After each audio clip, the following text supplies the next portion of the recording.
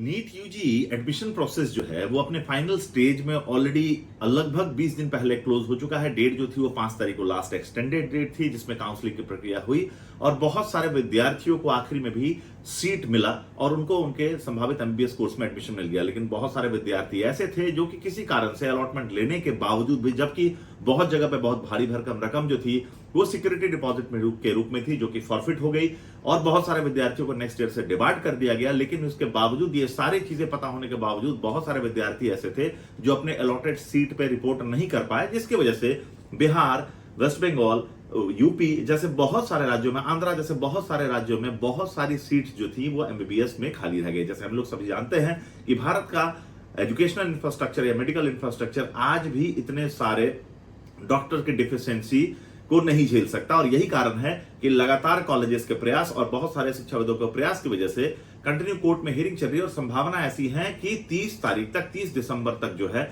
वो दोबारा से काउंसलिंग की डेट जो होगी, अलॉटमेंट की डेट जो होगी वो बढ़ जाएगी। तो ऐसे बहुत सारे विद्यार्थी जो कि अभी तक अपने एडमिशन की चाहत में अलग अलग जगह से फोन कर रहे हैं, बहुत सारे विद्यार्थियों को फोन जा रहा है, बहुत सारे विद्यार्थी फोन कर रहे हैं।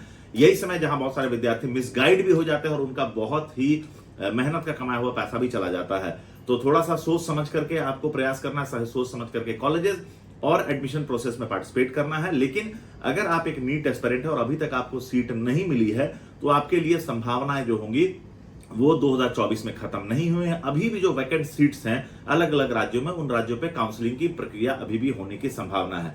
अब काउंसलिंग की प्रक्रिया में नए रजिस्ट्रेशन होने की संभावनाएं बहुत कम है।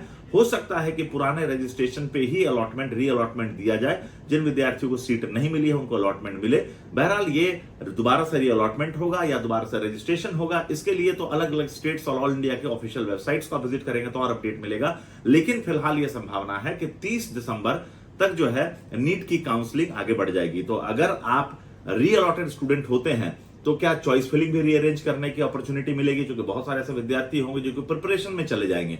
तो अगर उनका अलॉटमेंट आ जाता है और वो एडमिशन नहीं लेते हैं तो क्या वो नीट से डिबार्ड हो जाएंगे? ऐसे बहुत सारे सवाल होंगे जिनको सोच समझ करके काउंसलिंग प्रक्रिया को जो होगा गवर्नमेंट एग्जीक्यूट करेगी।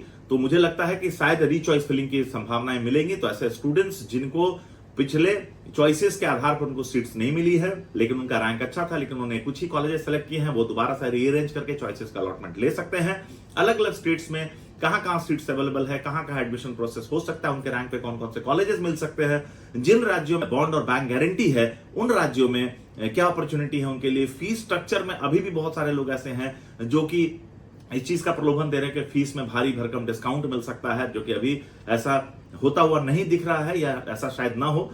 तो क्या क्या होगा, फीस स्ट्रक्चर कैसे हो सकता है, एडमिशन प्रोसेस अगर री-काउंसलिंग होती है तो कैसे होगा एडमिशन प्रक्रिया, और अलग अलग स्टेट्स में कहां सीट्स अवेलेबल है, इस तरह की सारी जानकारी और सटीक इंफॉर्मेशन के लिए वैसे सारे विद्यार्थी जो नीट 2024 में स्टिल एडमिशन के लिए इंतजार कर रहे हैं, नीचे दिए गए नंबर पर संपर्क कर सकते हैं। मैं सुरेश कुमार जनरेशन एक्स शिक्षा समाधान के प्लेटफॉर्म से प्रयास करूंगा उनके सारे सवालों के जवाब देने के लिए और उनके क्वेश्चंस का सॉल्यूशन उनको देने के लिए।